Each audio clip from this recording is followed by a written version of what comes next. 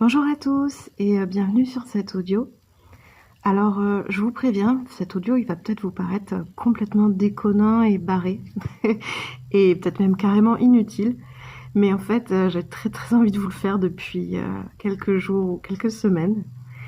Donc cet audio, c'est pour l'ancrage de l'être, l'enracinement en soi et pour tenir cet être, ce soi au quotidien. Donc c'est pas l'audio le plus intéressant en termes de marketing sur la chaîne. Mais pour moi, c'est hyper important et finalement, j'ai peut-être pas mal de trucs à vous dire sur ça. Parce que du coup, à quoi ça sert d'ancrer son être? En vrai, ça sert pas à grand-chose. C'est plus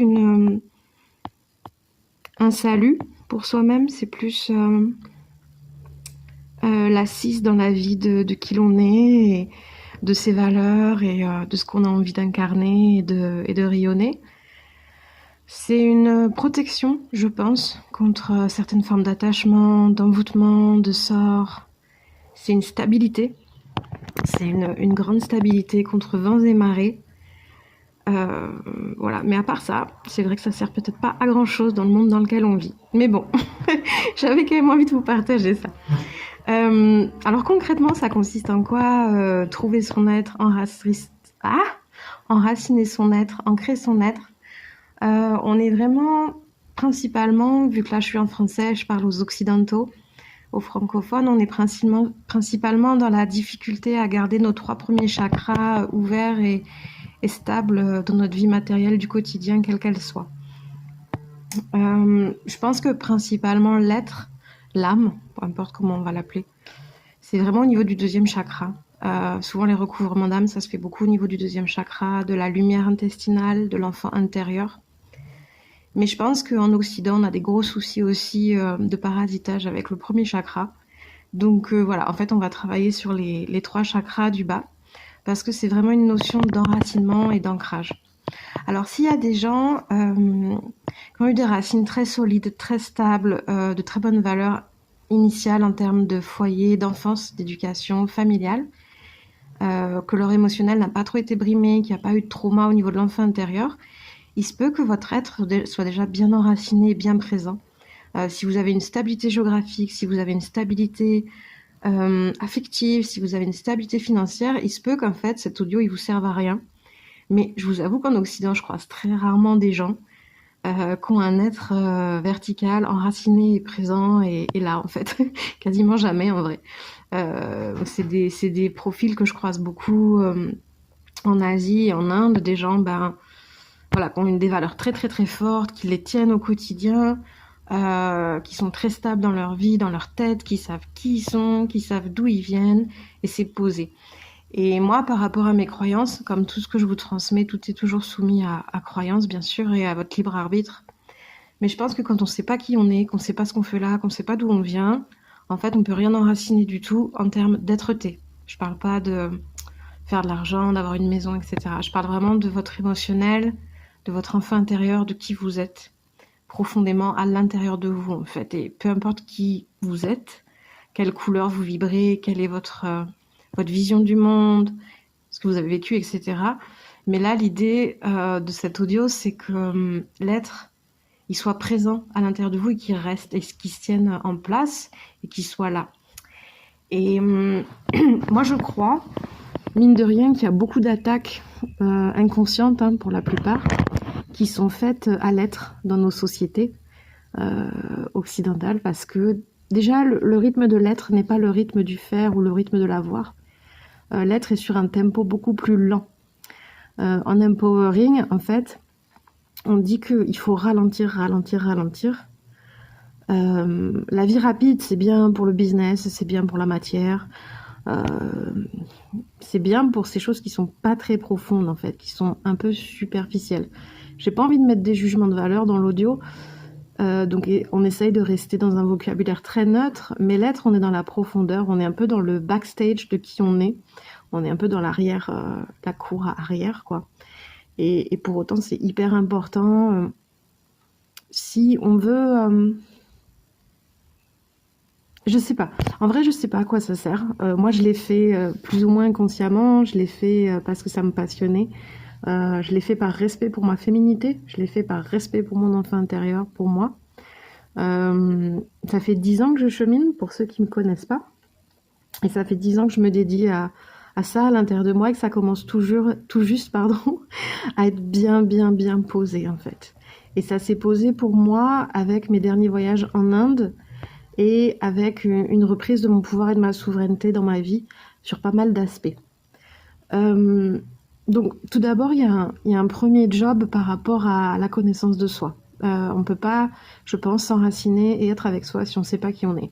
On ne sait pas quels sont nos points forts professionnellement, nos points faibles, on ne sait pas quelles sont nos compétences, on ne sait pas là où on est bon, là où on n'est pas bon du tout.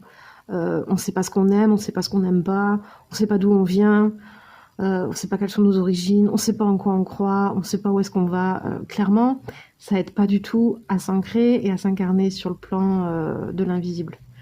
Voilà, moi j'ai fait une grande, grande partie de ma démarche pendant 3-4 ans, ça a été me connaître. Donc ça a été la numérologie, l'astrologie, le design humain, les rencontres, les expériences de vie, de toutes sortes, les voyages. Voilà, et là à un moment tu dis, bon, en fait, moi je suis ce genre de personne, en gros, j'aime bien ça, ça j'aime pas, je suis douée pour ce genre de choses, je ne suis pas douée pour ça, etc. Alors bien sûr, on peut changer, on peut évoluer, encore heureux que c'est pas aussi binaire que ça, mais il y a des grandes lignes quand même, je crois, au niveau de l'âme, de qui on est profondément. Après, il y a les blessures, il y a les karmas, il y a les traumas, il y a l'environnement, il y a le contexte socio-culturel, les religions, mais je pense que quand même, il y a des grandes lignes et que c'est bien de connaître ces grandes lignes à soi, en fait. Voilà, donc ça, je pense que c'est une base plutôt psychologique, mais qui va s'imprimer dans vos cellules, de dire, bon, moi je fais comme ci, je suis comme ça, déjà. Ça aide à sortir couvert, ça aide à se protéger au quotidien, ça aide à savoir qui on a en face de soi aussi, et puis donc à garder sa souveraineté, à poser des décisions justes pour nous et en accord avec nous. Donc ça, c'est le côté un peu rationnel de l'enracinement en soi. Ensuite, donc, de façon très pragmatique, il y a le tempo. C'est très difficile d'être en phase avec son être, d'être en accord avec soi en étant intégré à la vitesse à laquelle vont les choses dans la société actuelle. En étant à fond dans sa matière, à fond dans la technologie, à fond dans la malbouffe, à fond dans le cosmétique, à fond dans tout ça, je pense que c'est un peu compliqué. Je dirais pas que c'est infaisable. Moi, ça me ferait vraiment plaisir à un moment de ma vie de réussir à garder mon être et à avoir une matière très abondante et très moderne, etc. Mais en effet, je pense qu'il est plus facile de garder son être quand on a une robe de moine, qu'on est dans un jardin toute la journée et qu'on prie. Ça, c'est une réalité que clairement, voilà, si on fait du yoga toute la journée, que on est à l'écart du monde, qu'on n'est pas soumis aux attachements, on n'est pas soumis aux emprises, on n'est pas soumis à cette folie matérielle, c'est plus facile de garder son être. On n'est pas soumis aux attaques de l'enfant intérieur, on n'est pas soumis aux difficultés du quotidien, en fait. Donc ça, c'est un premier point évident. Donc pour ceux que ça intéresse, j'aurais tendance à dire, pour se rapprocher de l'être, il faut commencer à se retirer un petit peu. Et je vous dis pas d'aller vivre dans un monastère toute l'année, c'est juste, prendre peut-être plus de jours de repos, prendre des vrais temps de repos à l'écart du monde, ce genre d'idée, en fait, cette idée de tout couper et d'être avec soi. Alors, être avec soi, c'est pas forcément s'asseoir et respirer, attendre que ça passe. Ça peut être une pratique, mais être avec soi, ça peut être juste être seul, ça peut être se faire à manger, ça peut être dessiner, ça peut être aller marcher dans la nature. En fait, c'est juste cette notion de commencer à être au contact de ce qu'il y a à l'intérieur de vous. J'ai passé un petit peu de temps dans des ashrams à Osho, par exemple. Et Osho, lui, il dit qu'on n'est pas capable d'aller à l'intérieur à part par la danse. Donc Osho, il pousse, il fait danser pendant des heures le corps pour qu'à un moment, on ait un contact d'intériorité. Il y a aussi des ateliers dans les pratiques d'Osho où on appelle son prénom. Par exemple, moi, c'est Camille, Camille, Camille. Et on appelle son enfant intérieur, on appelle jusqu'à ce qu'on sente qu'il y a un morceau qui descend et qui revient vers nous. C'est une part de nous au niveau du 2e chakra, au niveau de l'enfant. Donc, c'est un peu cette notion de, au lieu d'appeler Alors, j'adore Jésus et Bouddha et Shiva, mais en fait, au lieu d'aller s'asseoir et d'aller appeler quelqu'un, que ce soit un dieu, que ce soit un pote, que ce soit un compagnon, en fait, on va s'appeler soi. On va s'appeler soi et on va essayer de se faire revenir à soi. Donc ça, c'est une des idées pour commencer à toucher l'être et à garder le contact avec l'être au quotidien. C'est de s'appeler soi, en fait. Donc voilà. Ça, c'est dans la posture un peu de je me retire de ce monde et je m'occupe de moi. Je prends soin de moi et je me respecte moi et je m'appelle moi. Ensuite, il y a des pratiques. Il y a des pratiques qui vont vraiment, vraiment aider à garder cet être, à l'enraciner et à le respecter, le poser. Alors tout d'abord, il y a donc la méditation, toutes sortes de méditations qui vous parlent. Ensuite, il y a le yoga. Moi, j'aime énormément le yoga, je suis professeure de yoga. Le yoga a vraiment sauvé ma vie à plein de niveaux, j'en ai parlé déjà dans un audio. Parce que le yoga, il y a un ensemble de plein de choses. En fait, il y a des kriyas, il y a du nettoyage, il y a de la méditation, il y a des postures, il y a du corporel, il y a de la respiration, il y a du chant, il y a de la prière. En fait, ça englobe plein de petits outils qui sont totalement en accord avec l'être et qui sont moins dans l'ego et la matière, tout en n'étant pas complètement perché. Donc ça, c'est hyper intéressant pour moi.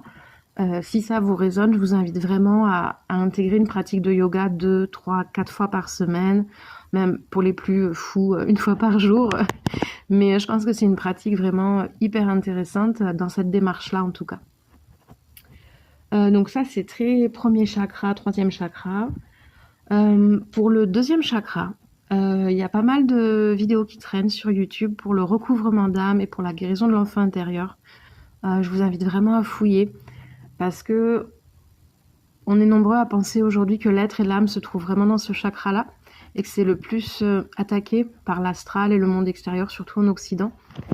Donc je pense qu'il y a vraiment une grande conscience, une grande guérison, une grande douceur et un grand amour à apporter sur ce deuxième chakra. Donc ça passe par la guérison des blessures de l'enfance. Ça passe par se cuisiner à manger correctement, parce que c'est ce qu'on met dans notre ventre, c'est nous. C'est la nourriture que l'on mange, donc qu'est-ce qu'on mange, comment on se le fait, où est-ce qu'on se le fait, quelle valeur on met à la nourriture, etc. Il y a des pratiques qui sont vraiment très deuxième chakra, dans le yoga par exemple. Il y a certaines respirations qui sont vraiment que au niveau du ventre, respiration du feu. Il y a tout un ensemble de postures qui sont que dédiées au deuxième chakra. Donc pareil, si ça vous résonne, je vous invite vraiment à regarder ça. Moi, plus je prends soin de mon deuxième chakra et plus je suis fidèle à moi-même. Le deuxième chakra est fondamental. S'il y a des gens qui connaissent leur design humain, qui m'écoutent, par exemple, moi je suis générateur manifesteur, donc on fait tout au deuxième chakra. Donc le jour où le deuxième chakra est trop fatigué, en fait on peut plus avancer. Et la plupart des gens se branchent sur les gens qui sont générateurs manifesteurs par le deuxième chakra, c'est l'enfant intérieur. Donc c'est vraiment important de prendre soin de soi à ce niveau-là, si on veut vraiment rester en accord et en phase avec soi-même. Donc ça, c'est par rapport au deuxième chakra. Et au troisième chakra, donc j'ai fait pas mal de vidéos sur la perversion et sur l'emprise, qui vont vraiment venir attaquer le côté solaire. Le plexus, c'est vraiment le côté solaire.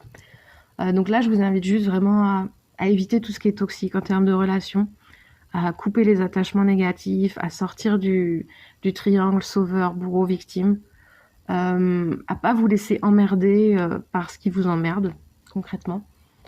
À reprendre votre souveraineté autant que faire se peut par rapport à ça. Alors on n'est pas tous faits pour être freelance, indépendant, on n'est pas tous faits pour être coupé de ce monde, et c'est pas du tout le but de cet audio et de ma vie personnellement. C'est juste se protéger correctement en fait. Et plus les chakras du bas sont alignés, et plus on va sentir au niveau du plexus quand en fait ça le fait pas. Voilà, donc je pense que je vous ai dit les grandes lignes de tout ce que je voulais vous dire, et je vais vous partager des petits détails carrément loufoques ou barrés, et vous, vous prendrez ce qui vous résonne par rapport à ces 3 premiers chakras. S'il y a des femmes qui m'écoutent, je sais qu'une des clés pour moi, et c'est le moment où peut-être vous pensez que je suis folle, ça a été de porter plus de jupes, porter plus des jupes longues de préférence. Ça permet vraiment de garder le premier chakra grand ouvert, en fait. Ça peut paraître carrément trivial ce que je vous dis, mais moi je l'ai expérimenté, en vrai, non. Et c'est pas pour rien que les moines, les saris, enfin tous les peuples qui ont gardé des racines mystiques fortes, en fait, n'ont pas vraiment de pantalon. Même les hommes en Asie, en Indonésie, sont plutôt avec des longis, avec des sarouels, avec des saris, avec des sarongs, des genres de grandes jupes, des paréos. En Polynésie, on a aussi le paréo pour les hommes. En vrai, c'est pas pour rien que on portait ce genre de vêtements avant et que c'est resté dans les côtés monastiques en fait. Donc voilà, s'il y a des femmes qui m'écoutent, je vous invite à essayer de mettre plus de jupes pour ouvrir l'abondance à votre être. Les hommes, eh bien, je vous invite à trouver une parade à ça. Tant que vous êtes chez vous, peut-être à vous offrir un paréo pour rester à la maison. J'avais envie de vous partager ça.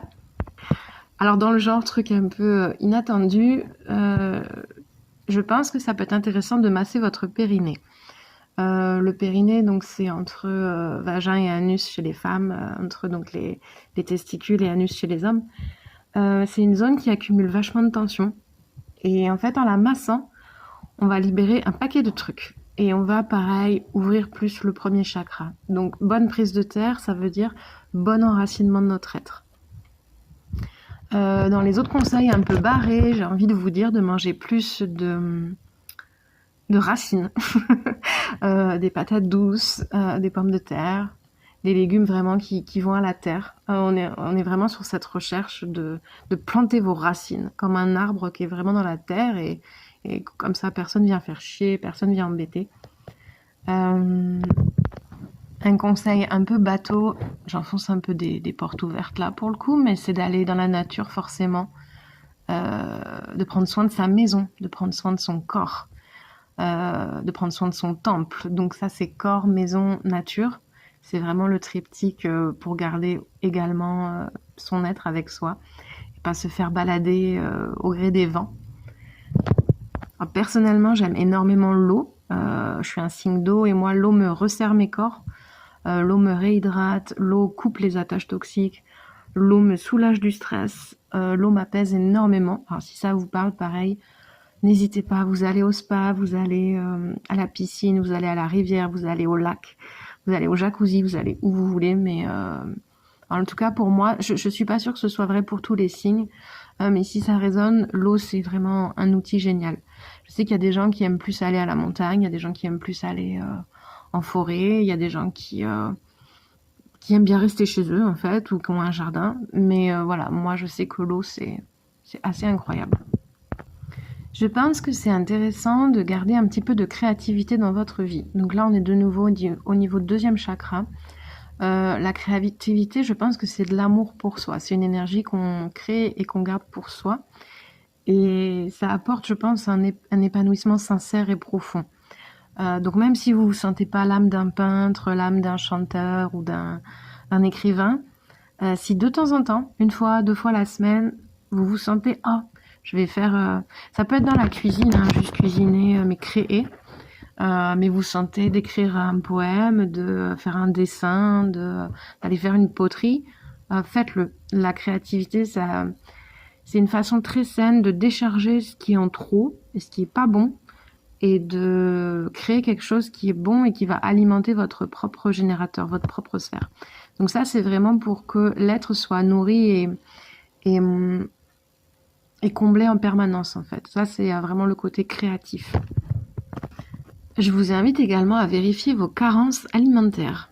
Parce que sur le chemin spirituel, des fois, on part dans de drôles de directions, on fait des drôles de trucs. Et alors, même si je ne suis pas en faveur de la médecine occidentale, je vous invite vraiment à faire un bilan de santé et à vérifier que tout va bien. Parce que des fois, au niveau de l'être, ça a été mon cas, c'est pour ça que je vous en parle, si on ne consomme pas exactement ce qu'il nous faut et ce dont le corps a besoin, on décroche certaines parties. Et ça peut être assez grave.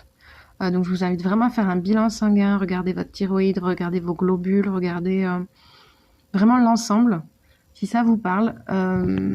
Parce qu'une carence en vitamine C, les cellules ont du mal à garder l'énergie.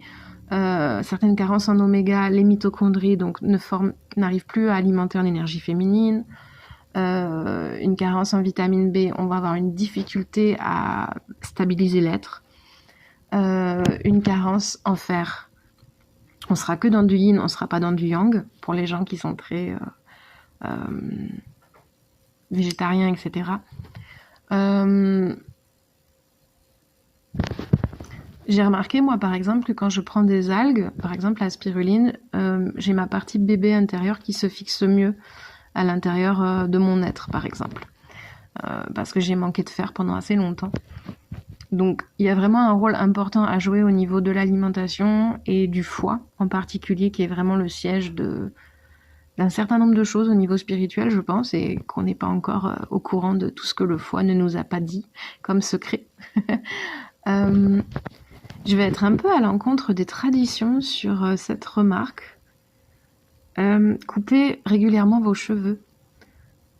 C'est pas ce qu'on dit chez les Rastafari, c'est pas ce qu'on dit dans certaines traditions indiennes sikh. Mais moi, je pense qu'il est bon de couper assez régulièrement les cheveux. Les cheveux emmagasinent énormément de mémoire, d'énergie, ils stockent. Il y a beaucoup de choses au niveau mystique qui s'attachent par les cheveux, des choses pas toujours positives. Donc si vous avez l'occasion tous les 6-8 mois de faire une petite coupe de poils et de cheveux, je pense que c'est intéressant pour garder votre énergie à vous et ne pas être pollué. Pour le plexus solaire, le 3e chakra, je vous invite vraiment à aller jouer. Jouer avec vos enfants, jouer de la musique, jouer au sport, jouer à retrouver le jeu JE et le jeu JEU avec le je suis. Je vous invite vraiment à vous amuser, à faire des choses qui vous font plaisir, qui vous font rire, pour vraiment le côté solaire. Et pour l'enracinement global, c'est vraiment un retour au corps, donc toute pratique qui est en lien avec le corps. Donc moi, ce que je préfère, c'est la danse personnellement et le massage. Donc si vous avez l'occasion de danser, comme le faisait Osho, ou de vous faire masser, en particulier les jambes et les pieds. Vraiment, ce que Marie a fait au Christ avant sa mort. Vraiment de prendre soin de vos jambes et de vos pieds. C'est aussi ce qui nous sert à avancer en fait. C'est pas que pour l'enracinement, mais c'est hyper important à la fois pour votre avenir. C'est avec les pieds qu'on avance et à la fois pour l'être parce que c'est nos jambes qui nous enracinent à la terre en fait. Et c'est vraiment la prise de terre qui nous permet de décharger. Voilà. Si ça vous parle et que vous êtes ouvert à ça, vous pouvez également vous aider donc des plantes et des pierres. Moi, il y a certaines pierres que j'aime bien avoir de temps en temps avec moi, comme je voyage beaucoup, pour vraiment me stabiliser mes corps. Ça peut être intéressant aussi d'aller dans un magasin de pierres et de voir ce qui vous parle. Également, si vous avez des animaux c'est toujours des compagnons super pour nous protéger, pour nous aider à garder le cap et à rester bien ancré. Et alors la petite dernière, c'est faites l'amour. Faites vraiment l'amour autant que faire se peut. Par contre, j'aurais tendance à dire de ne pas rentrer dans un rapport sexuel qui est perverti, qui n'est pas sain, qui est dans la prédation, qui est dans l'emprise, qui est dans la pulsion, qui est dans l'animal, mais pas l'animal qui joue, qui est dans l'animal qui est en manque, qui est agressif, l'animal qui veut, qui est dans l'ego et la possessivité, mais aller dans l'animal qui s'amuse en fait. Je sais pas si vous comprendrez ce que je vous exprime, mais la sexualité par rapport au 2e chakra, c'est hyper important aussi. Si vous avez la possibilité d'aller même seul, si vous avez la possibilité d'entrer dans une sexualité de jeu, d'amusement, de douceur, de légèreté, de non-jugement, c'est hyper important pour garder ce 2e chakra en bonne santé et en paix. Donc voilà, et peut-être que je vais finir cet audio avec ce caractère coquin, mais c'est pas un coquin malsain comme on pourrait le voir dans nos sociétés occidentales, un coquin qui est perverti par la pornographie, par les pratiques sexuelles un peu, comment je vais dire, pas déviantes parce que toutes les pratiques sexuelles peuvent être hyper jolies entre guillemets, mais les pratiques sexuelles en fait qui sont de l'ordre de l'asservissement, de la prédation, de l'ordre de la maltraitance en fait. En fait, toute pratique en tantra, on valide tout, on transmute tout et on accepte tout. C'est le mot d'ordre du tantra, c'est de tout laisser traverser, mais c'est dans l'art et la manière. Donc, si vraiment vous pouvez avoir une sexualité dans le jeu, J-E et J-E-U, dans la liberté, dans la douceur et la sensualité, sans jugement, et peu importe les pratiques en fait, peu importe concrètement ce que vous allez faire ou ne pas faire. Mais si vous êtes dans cette atmosphère-là sexuellement, pareil, c'est hyper important pour les 2-3 premiers chakras. D'ailleurs, si vous avez une sexualité qui est, entre guillemets, pervertie, qui est une sexualité vraiment trop mécanique, trop conditionnée, qui est trop dans l'emprise, vous allez prendre des parasites au niveau des 2 premiers chakras. Ça, c'est une certitude en Occident, vu l'état de l'atmosphère globale. Donc si vous avez vraiment envie de garder votre être et vos racines, je vous invite vraiment à soit vous amuser tout seul, soit vraiment à trouver quelqu'un avec qui vous pouvez peut-être avoir cette légèreté-là, cette sincérité-là, cette authenticité sexuelle en fait, qu'on pourrait avoir entre 2 enfants de 6 ans qui se découvrent et qui s'amusent en fait, et de ne pas aller dans une sexualité d'adulte à l'occidental qui est vraiment de l'ordre du vas-y, je vais te faire ça, je te démonte et blablabla. Et alors ça, il n'y a rien de pire pour votre être. En fait, vous allez salir tous vos espaces, vous allez déraciner complet. Pour ceux qui ont vécu des traumas, vous allez dissocier. Vous allez faire beaucoup de mal à votre enfant intérieur. Donc, c'est pas du tout mon propos, en fait. Là, je vous parle vraiment d'une sexualité qui est dans le respect de l'enfant intérieur. Voilà. Et donc, le côté coquin de l'enfant, l'espièglerie de l'enfant, mais pas le coquin sale, si je peux me permettre. Voilà. Eh bien, j'ai fait un très grand audio. J'espère que ça vous aura parlé, en tout cas, et je reste disponible pour des consultations en visio pour le moment. Voilà, je vous dis à bientôt.